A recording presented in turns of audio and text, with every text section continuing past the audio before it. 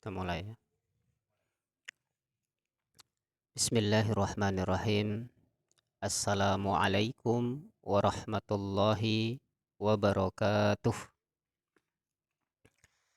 Alhamdulillahi rabbil alamin.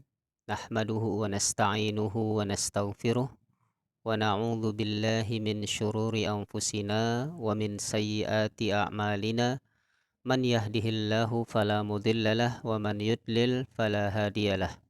Asyhadu an la ilaha illallah wa asyhadu anna Muhammadan abduhu wa rasuluh la nabiyya ba'dah. Jamaah Majelis Ta'lim Darul Hidayah yang dimuliakan Allah Subhanahu wa taala. Bersyukur pada Allah Subhanahu wa taala di hari ini kita bisa dikumpulkan dalam majelis ilmu membahas tentang ilmu salat khusyuk. Jadi salat khusyuk itu membutuhkan ilmu. Salat khusyuk membutuhkan pengetahuan dan juga membutuhkan sebuah niat. Maka mulai hari ini kita niatkan, yang belum berniat selama ini salatnya belum ada niat salat khusyuk, pasang di hati kita untuk khusyuk, selalu khusyuk. Karena memang salat khusyuk ini adalah kewajiban, sehingga Allah menjanjikan kemenangan bagi orang-orang yang khusyuk dalam salatnya. Surah Al-Mu'minun ayat 1 dan 2. A'udzubillahi minasyaitonirrajim. Bismillahirrahmanirrahim. Qad aflahal mu'minun alladzina hum fi salatihim khashi'un. Jamaah yang dimuliakan Allah Subhanahu wa taala, ilmu tentang salat khusyuk sangat penting karena dengan ilmu itu kita bisa melaksanakan salat sesuai yang diperintahkan oleh Rasulullah sallallahu alaihi wasallam. Tentu sumbernya adalah pada Al-Quran dan hadis-hadis Rasulullah Sallallahu Alaihi Wasallam. Kalau kita membaca Al-Quran, keterangan Al-Quran tentang salat khusyuk dan juga hadis-hadis Rasulullah Sallallahu Alaihi Wasallam tentang salat khusyuk, maka banyak sekali dijelaskan di sana. Dan yang paling utama daripada itu semua adalah kita mengenal hakikat daripada salat itu sendiri. Jadi salat itu adalah doa. Salat itu adalah mengingat Allah. Wa aqimis salata lidzikri. Sehingga ketika dua komponen ini sudah masuk dalam salat kita, maka kita insya Allah dengan izin Allah Ta'ala bisa khusyuk. Jadi ketika kita mengucapkan Allahu Akbar, maka koneksi kita, hubungan kita, mi'rajnya kita itu langsung kepada Allah Subhanahu wa Ta'ala. Jadi as-salatu mi'rajul mu'minin. Kita mi'raj kepada Allah. Jadi mi'rajnya, jadi beda dengan Isra Mi'rajnya Rasulullah. Mi'rajur ruh, bagaimana ruh kita mi'raj kepada Allah. Sebagaimana dalam keterangan Rasulullah sallallahu alaihi wasallam, ketika seseorang yang beriman menunaikan salat, maka jiwanya akan tersambung kepada Allah. Dan inilah inti daripada salat, yaitu zikir. Al-Quran menegaskan wa aqimis salata lidzikri. Sehingga kalau ketika kita masih belum mengingat Allah, masih mengingat dunia, masih mengingat kegiatan sebelum sholat, masih mengingat rutinitas sebelum sholat, maka kita belum khusyuk. Dan ketika kita sudah khusyuk, maka apapun yang terjadi di luar sholat, maka kita tidak akan tergoda dan terganggu dengan sholat kita. Dengan itu semuanya tentu Allah Subhanahu wa Ta'ala mengarahkan, memberikan anjuran-anjuran melalui lisan Rasulullah Sallallahu Alaihi Wasallam. Jamaah yang dirahmati Allah Subhanahu Wa Taala. Kemudian Rasulullah Sallallahu Alaihi Wasallam mengatakan al khusyuk fil qalbi. Jadi khusyuk itu di dalam hati. Sehingga ketika kita sudah tumak ninah itu adalah amalan hati. Walaupun secara fisik tumak ninah, ketika kita ruku, ketika kita sujud, apapun bacaannya, selama bacaan itu diajarkan oleh guru, ulama, dan itu mempunyai landasan, maka silahkan. Kita tidak membahas berbagai macam khilafiyah, perbedaan pendapat dalam membaca, tapi kita membahas bagaimana kita bisa khusyuk dengan bacaan kita. Tentu yang paling prinsip adalah kita harus paham apa yang kita baca. Maka poin daripada ilmu yang pertama adalah kita harus paham apa yang kita baca. Itu yang pertama. Apa jamaah semuanya? paham apa yang kita baca dalam sholat. Ketika kita sudah paham, maka di situ kita bisa mi'raj kepada Allah Subhanahu wa taala. Tidak mungkin, mustahil ketika kita bisa khusyuk sedangkan kita membaca hal-hal yang tidak kita pahami. Walaupun sebenarnya paham ini bukan merupakan kewajiban. Yang wajib adalah membaca yang dicontohkan oleh Rasulullah Sallallahu Alaihi Wasallam. Tolong admin dimatikan semuanya, ada suara-suara mengganggu. Jadi tanpa ada suara, karena ada yang di rumahnya ada suara anak-anaknya, suara tetangganya. Jadi kita fokus mendengar, nanti tanya jawab bisa dijabri. Jamaah yang dirahmati Allah Subhanahu wa taala, kembali kepada salat khusyuk. Yang pertama yaitu kita harus paham apa yang kita baca. Walaupun paham ini bukan kewajiban, yang wajib itu adalah khusyuknya. Ketika kita sudah paham Allahu Akbar, Allah Maha Besar. Jadi jangan sampai kita mengucapkan Allahu Akbar. Ini takbir ini adalah rukun. Silahkan dibaca makalah apa saja rukun-rukun salat, takbir, kemudian membaca Al-Fatihah, tumakninah, itu semua tidak perlu dihafal. Yang paling penting adalah bagaimana kita menunaikannya. Ketika kita membaca Allahu Akbar, Allah Maha Besar, maka semua yang terlintas dalam pikiran kita selain Allah itu kecil. Ketika kita sudah bertakbir Allahu Akbar, jadi itu bukan di lisan saja, tapi koneksi kita langsung kepada Allah, mi'raj kita. Ibarat kalau sinyal itu sudah langsung bersambung kepada Allah. Bayangkan Bapak Ibu punya HP semuanya sekarang, ketika misalkan HP-nya langsung mati, pasti tidak bisa mendengarkan kajian ini. Nah, begitupun dengan mi'raj kita kepada Allah. Ketika kita sudah mulai Allahu Akbar, itu kalau kita ibaratkan dengan HP kita, dengan Zoom ini, maka itu semua akan sama. Kita koneksi kepada Allah, Allah melihat kita, dan disinilah ihsan. Rasulullah menegaskan, sembahlah Allah seumpama engkau melihat Allah. Nah, inilah ihsan, puncak daripada salat, yaitu kita melihat Allah seumpama kita melihat Allah, karena memang kita tidak bisa melihat Allah. Ka'annaka tarahu, kata Rasulullah sallallahu alaihi wasallam. Wa'budullaha ka'annaka tarahu fa illam takun tarahu fa innahu yaraka.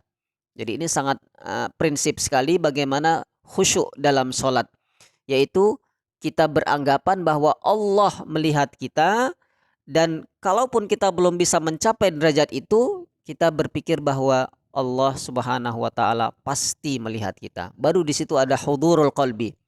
Nah, ketika secara bahasa al-khusyuk, hudurul qalbi.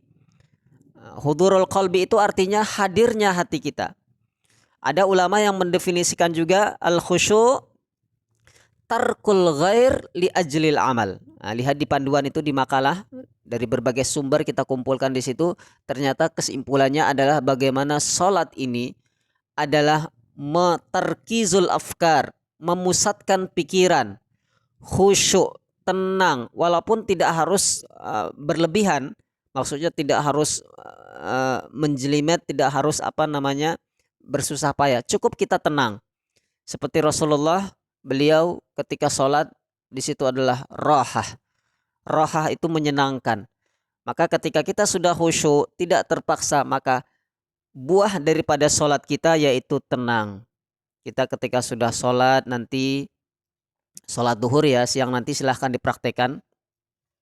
Mulai nanti, karena ada beberapa daerah nanti yang sudah mulai sholat duhur, disiapkan. Harus disiapkan apa yang mau kita baca. Jadi jangan sampai ujuk-ujuk kita baca surat Al-Falaq, An-Nas, atau mungkin, jadi yang mau dibaca itu disiapkan. Ya Allah, saya ingin laporan padamu ya Allah. Jadi itu ibarat sholat, itu kita laporan pada Allah. Dan membaca Al-Quran ketika sholat itu pahalanya berlipat ganda. Maka semakin panjang semakin bagus. Al-Baqarah misalkan. Kalau waktunya panjang silahkan Al-Baqarah. Dan itu pahalanya Allah lipat gandakan. Karena sholat, siapa yang membaca Al-Quran ketika sholat, pahalanya Allah lipat gandakan dibandingkan baca Al-Quran selain sholat. Maka kita mengenalkan ada sholat tarawih paling lama itu berapa? 8 jam. Sholat tarawih paling lama 8 jam, mulai dari waktu Isya sampai jam 3.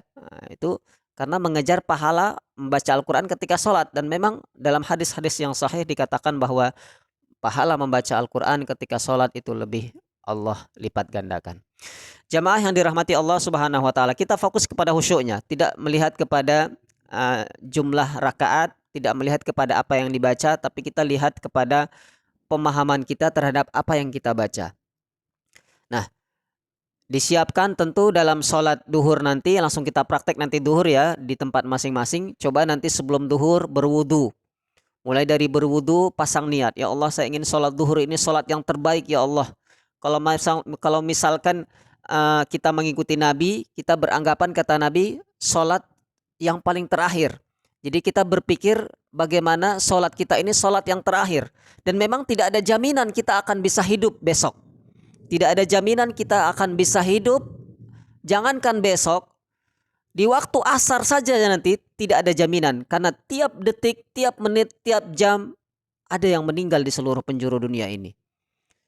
Maka kita harus siap-siap. Dan sholat kita duhur yang terakhir, Allahu Akbar. Nanti duhur kita, karena kita sekarang waktu pagi ya, jam 11. Nah jadi kita sholat duhur nanti, pastikan sholat duhur kita itu yang terbaik. Takbirnya takdir yang terbaik. Boleh seperti ini, boleh seperti ini, seperti di video-video yang sudah kita kirimkan. Itu perbedaan ulama, itu tidak menjadi masalah. Yang penting adalah bagaimana takbir itu. Mengucapkan takbir itu adalah rukun. Tapi kaifiyahnya mau begini itu boleh. Nah kita tidak membahas itu, tapi kita bagaimana kita fokus pada Allah. Kita menyerah pada Allah, tawakal. Allahu Akbar.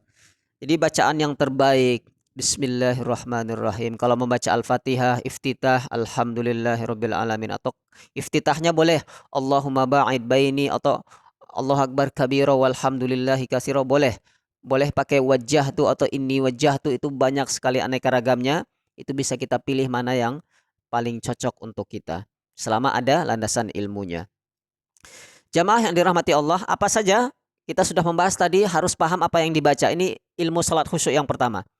Yang kedua, berpikir bahwa kita sholat terakhir. Sudah dua. Kita sudah membahas dua Bapak Ibu ya. Setelah kita paham apa yang kita baca, kita menganggap sholat kita yang terakhir. Lalu yang ketiga adalah bagaimana kita menjadikan sholat itu paling utama. Di paling utama ini maksudnya, kalau kita punya baju, pakai baju yang paling bagus. Ketika kita punya waktu, kita berikan waktu yang terbagus. Ketika kita punya sajadah, pakai sajadah yang terbagus. Apalagi di masjid Allah. Kemudian kalau kita punya parfum, silahkan dipakai parfum kalau di masjid yang laki-laki. Tapi kalau wanita untuk sholat mungkin tidak perlu parfum. Tapi kalau laki-laki di masjid, jangan sampai laki-laki sholat di rumah. Nanti jadi laki-laki solehah. Jadi laki-laki itu sholatnya di masjid.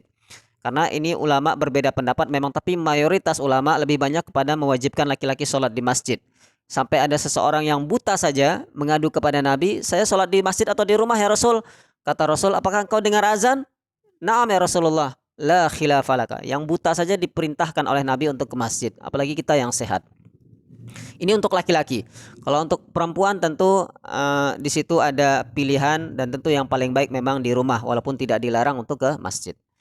Jamaah yang dirahmati Allah Subhanahu wa taala, kembali kepada fokus tadi. Yang pertama adalah kita paham apa yang kita baca. Maka di grup ini pelan-pelan kita pahami apa yang kita baca, karena kita baru mulai beberapa hari ini. Pelan-pelan insya Allah saya akan menjelaskan definisi makna dari urgensi daripada apa yang kita baca nanti di grup. Lalu yang kedua, kita menganggap sholat kita sholat yang terakhir. Jadi tidak ada jaminan dari Allah besok kita akan sholat. Jadi ketika kita membaca Bismillahirrahmanirrahim, Alhamdulillahirabbil alamin, dihayati dan jangan tergesa-gesa. Setiap satu ayat misalkan Bismillahirrahmanirrahim, berhenti. Alhamdulillahirabbil alamin, berhenti walaupun sejenak. Walaupun ini bukan rukun ya.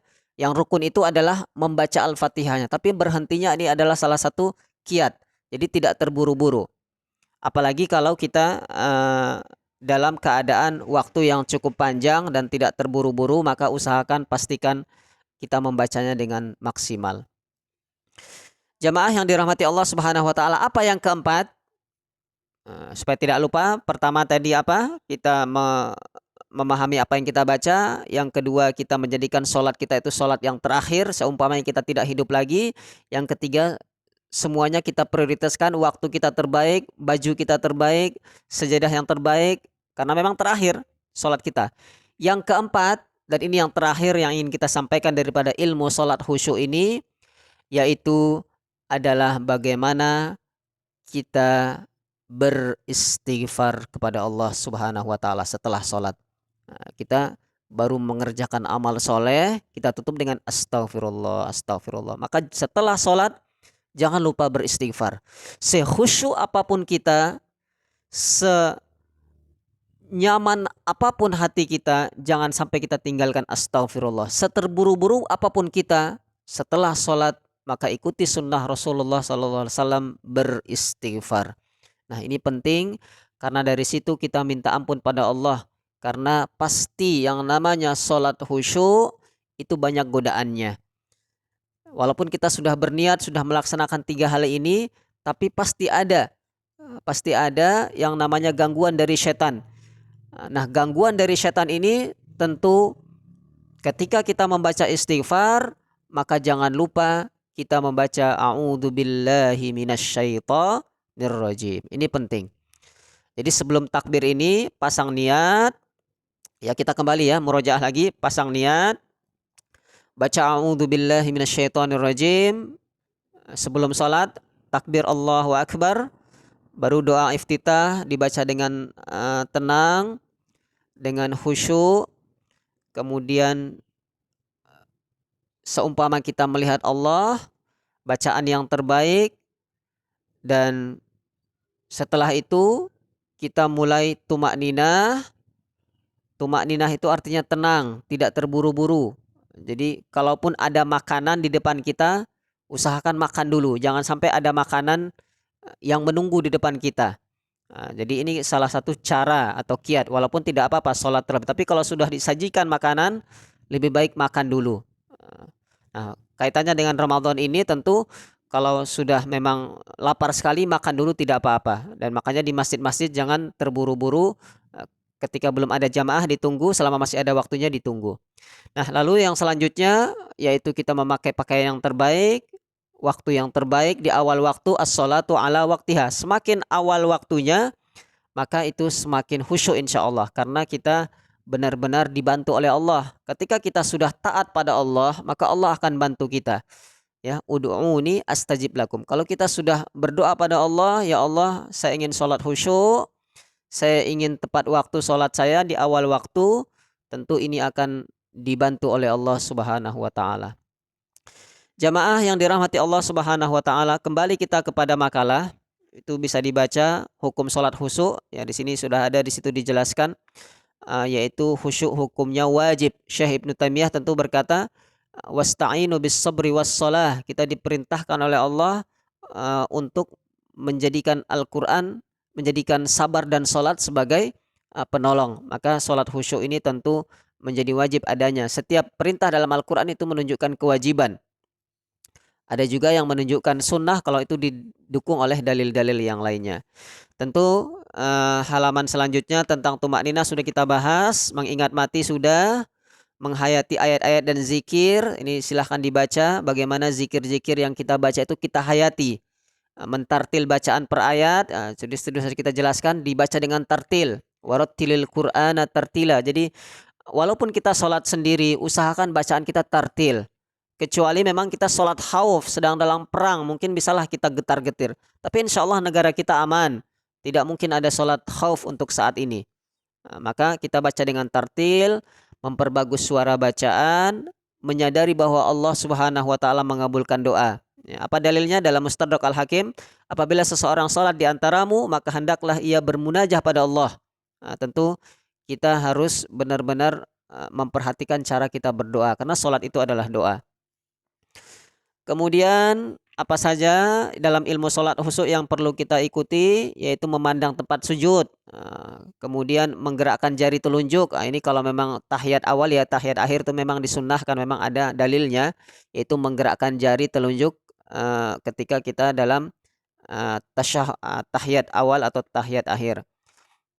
Kemudian kalau ada bertemu dengan ayat-ayat tilawah, sujud tilawah, tentu kita membacanya dengan sujud tilawah ketika ada ayat sejadah maksudnya. Tentu yang nomor 14, berlindung kepada Allah dari godaan setan. Godaan setan ini luar biasa. Semakin kita khusyuk, setan itu semakin menggoda. Semakin tinggi iman kita, semakin tinggi juga setan.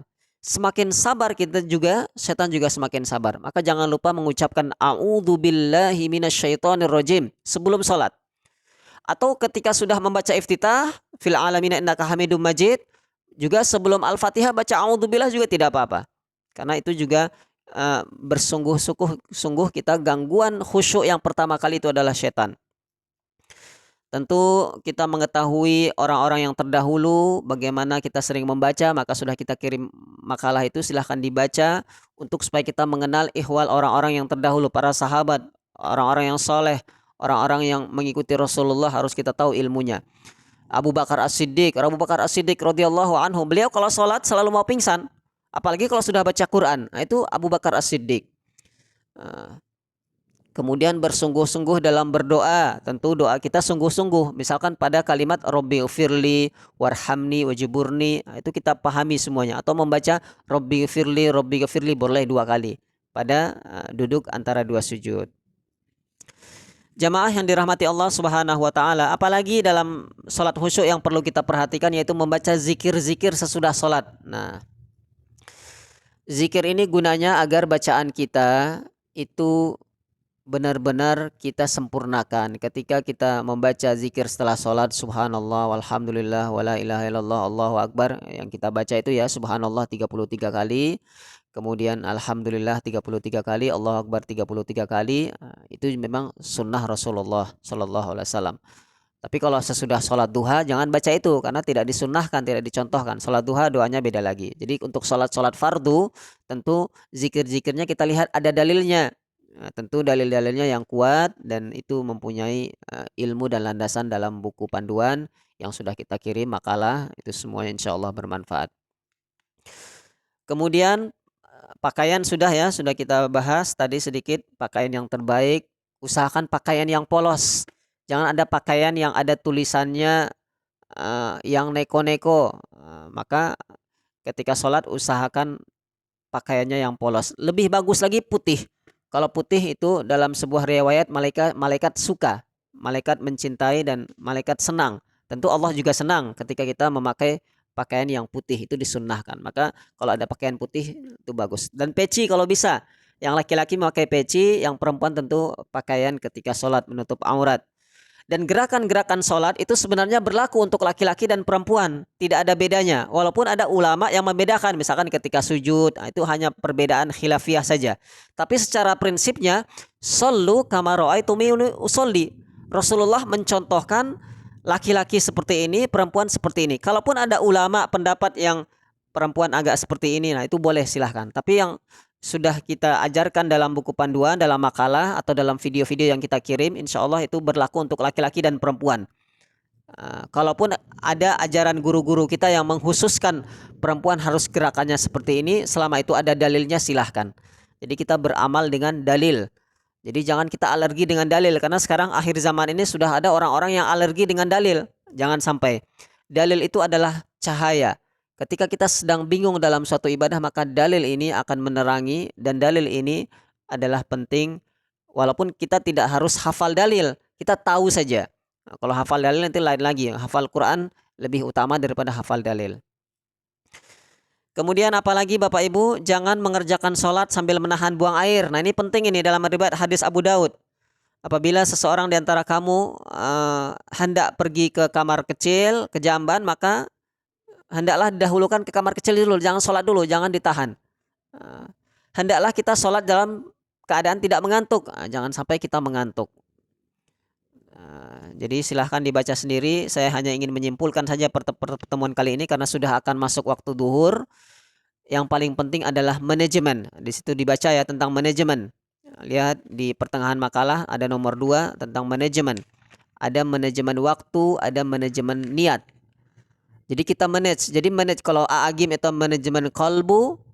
Kalau kita dalam sholat khusyuk ini adalah manajemen niat. Dan ini akan berimplikasi, akan berdampak kepada semua amalan kita. Ingat hadis Rasulullah, awwalu ma yuhasabu bihil abdu yaumal qiyamah as-shalah. Yang paling utama yang akan dilihat oleh Allah itu bukan zakat kita, bukan bacaan Quran kita, bukan hafalan kita, bukan haji kita, tapi sholat. Nah, ini harus di-manage agar sholat kita itu yang terbaik. Kita niatkan yang terbaik. Sehingga nanti ketika setelah sholat, ketika kita melakukan aktivitas yang lainnya, itu sudah spontan saja niatnya.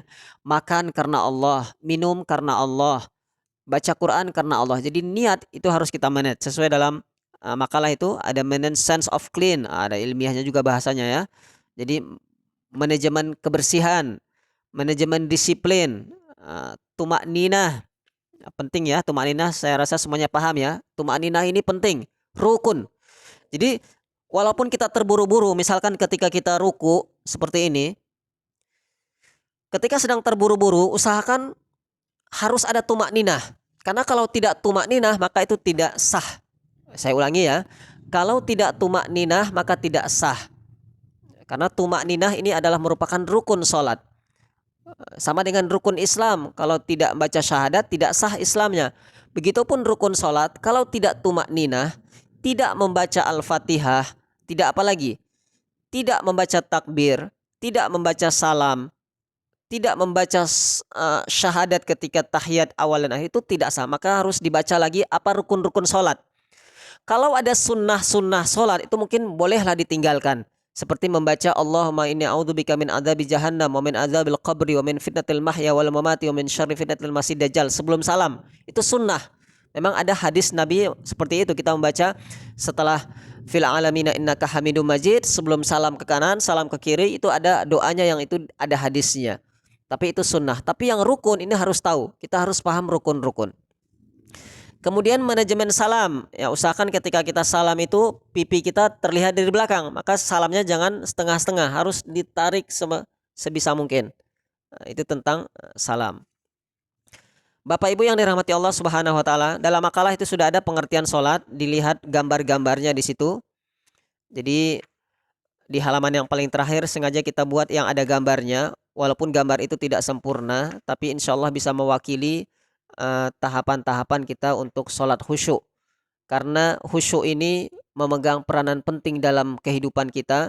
Ketika kita sudah terlatih khusyuk dalam sholat, maka apapun kegiatan kita itu akan dimudahkan oleh Allah Subhanahu wa taala. Seiring dengan firman, dengan hadis Rasulullah tadi, fa in saluhat sahluhat sairu amali. Kalau sholat kita sudah benar, sudah baik, maka semua perbuatan kita itu akan dipandang oleh Allah baik juga nanti di akhirat. Bagaimana di dunia? Ketika kita sholatnya sudah sempurna, Bapak Ibu saya doakan semuanya sholatnya khusyuk, amin. Yang ada di grup ini, yang ada dalam bimbingan ini, insya Allah saya doakan semuanya sholatnya khusyuk, berdoa pada Allah. Nah, dengan sholat yang khusyuk nanti baca Qurannya khusyuk, puasanya khusyuk, berdagangnya khusyuk, bertaninya khusyuk, di kantornya khusyuk. Karena yang membuat kita selama ini adalah merugi, yang kita tidak fokus itu adalah karena sholat kita belum sempurna. Maka fokus utamakan sholat. Ya, sholat ini penting. Kenapa Yayasan Darul Hidayah membahas ilmu ini? Karena ini perdana. Jadi ternyata selain Al-Quran yang kita baca, kita juga harus memahami konsep sholat khusyuk. Ya, sholat khusyuk ini penting karena ini ada kaitannya dengan kehidupan kita sehari-hari.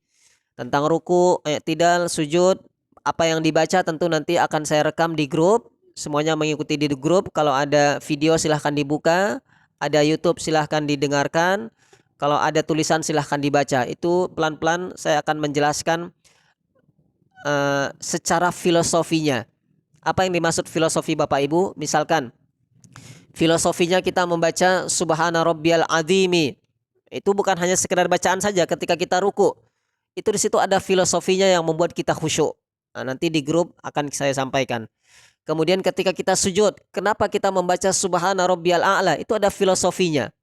Nah, dalam dunia intelektual, sesuatu itu ada yang disebut dengan hal yang tampak, hal yang terlihat, tapi ada satu yang nilai filosofis namanya. Jadi kita melihat sesuatu bukan dari lahiriahnya, tapi kita melihat sesuatu ada dimensi metafisik, dan itu hanya orang-orang yang berilmu yang bisa memahami bagaimana keagungan Allah Subhanahu wa taala. Inilah yang disebut dengan ma'rifatullah, mengenal Allah. Tidak mungkin kita mengenal Allah kalau kita tidak punya ilmu. Tidak mungkin kita mengenal Allah kalau kita tidak mempunyai riyadhah. Tidak mungkin kita mengenal Allah Subhanahu wa taala kalau kita tidak berniat ingin berkenalan dengan Allah. Jadi melalui salat ini kita tingkatkan makrifat kita kepada Allah Subhanahu wa taala. Di samping hakikatnya jelas, hakikatnya kita membaca, kita syariatnya kita ikuti sunnah-sunnah apa yang dicontohkan oleh Rasulullah sallallahu alaihi wasallam, tapi dari sisi jiwa kita harus memahami bagaimana jiwanya Rasulullah ketika sholat, jiwanya para sahabat ketika sholat. Nah, ini yang perlu kita pelajari dalam grup selama beberapa hari ke depan. Bulan puasa ini kalau tidak tuntas nanti kita lanjutkan setelah bulan puasa. Tentu bersabar, tidak usah terburu-buru. Grup ini tidak akan kita hapus dan insya Allah semuanya mendapatkan ilmu yang bermanfaat. Baik, karena sudah ada sebagian daerah yang sudah mulai masuk waktu duhur, kami di Ponorogo setengah 12 itu sudah mulai azan di beberapa tempat. Secara prinsip, insya Allah ilmu ini mudah. Secara prinsip, ilmu salat khusyuk ini tidak berat. Yang berat adalah bagaimana kita istiqomah. Apa Bapak Ibu? Istiqomah. Jangan sampai setelah salat khusyuk nanti duhur, asar tidak khusyuk lagi. Niatkan istiqomah sampai ajal menjemput kita. Salat kita itu salat yang terbaik. Bacaan-bacaan kita yang terbaik. Walaupun umur kita alhamdulillah kalau masih panjang, tapi usahakan setiap salat, ya Allah besok akan mati ya Allah. Ini bacaan yang terbaik. Kita harus menangis kepada Allah. Kalau bisa menangis ketika salat silahkan. Abu Bakar As-Siddiq selalu menangis. Rasulullah saat-saat tertentu ketika beliau benar-benar khusyuk dan memang disitulah saatnya kita menangis di hadapan Allah Subhanahu wa taala. Wallahu a'lam bishawab. Kita berdoa terlebih dahulu. Silakan angkat tangan semuanya yang di rumah. A'udzu billahi minasyaitonir rajim. Bismillahirrahmanirrahim. Allahumma shalli ala sayidina Muhammad wa ala ali sayidina Muhammad. Alhamdulillahi hamdan yuafi ni'amahu wa yukafi mazidah. Tabarakta rabbana ya dzal jalali wal ikram. Allahumma inna nas'aluka salamatan fid din wa afiyatan fil jasad wa ziyadatan fil ilmi wa barakatan fil rizki. Ya Allah, pada hari ini Engkau kumpulkan kami di majelis ini ya Allah. Angkat semua penyakit-penyakit kami ya Allah. Angkat semua halangan-halangan kami yang membuat kami susah untuk khusyuk ya Allah. Allahumma ja'alna minal khashiin wa ja'alna minal raki'in wa ja'alna minal qanitin. Ya Allah, jadikanlah kami semuanya ini ya Allah hamba-hambamu yang khusyuk, hamba-hambamu yang Engkau berikan nikmat khusyuk ya Allah. Amin ya Allah ya Rabbal Alamin. Jauhkanlah kami dari kemunafikan, jauhkanlah kami daripada kegundahan, jauhkanlah kami dari kegelisahan. Jadikanlah salat kami qurrata a'yun bagi kami, sebagai penghibur kami dunia dan akhirat kami ya Arhamar Rahimin. Rabbana hablana min azwajina wa dzurriyyatina qurrata a'yun waj'alna lil muttaqina imama. Rabbana atina fid dunya hasanah wa fil akhirati hasanah wa qina adzabannar. Subhana rabbika rabbil izzati amma yasifun wa salamun alal mursalin walhamdulillahi rabbil alamin. Baik jamaah yang dirahmati Allah Subhanahu wa taala, tentang pertanyaan bisa langsung di grup dan informasi untuk bisa dijapri ya, karena kalau kita buka grupnya ada peserta yang dari luar negeri yang terkadang postingannya tidak bisa kita pahami, maka lebih bagus kita japri. Dan jam 1 nanti silahkan semuanya yang masih ada waktu kita lanjutkan tahfiz juz 1, karena giliran jam 1 nanti jam 13.00 kita akan lanjutkan ke tahfiz murojaah dan cara-cara kita menuntaskan murojaah hafalan juz 1. Silahkan jam 1 silahkan kita sholat dulu. Jam 1 yang masih ada waktu silahkan bergabung di Zoom ini kembali bersama jamaah yang lain yang sudah ditentukan, yaitu jam 1 siang nanti. Barakallahu fikum. Assalamualaikum warahmatullahi wabarakatuh. Subhanakallahumma wa bihamdika asyhadu an la ilaha illa anta astaghfiruka wa atubu ilaik. Saya Roni Algontori dan Riko Wara segenap semua admin mengucapkan selamat menunaikan sholat duhur dan barakallahu fikum.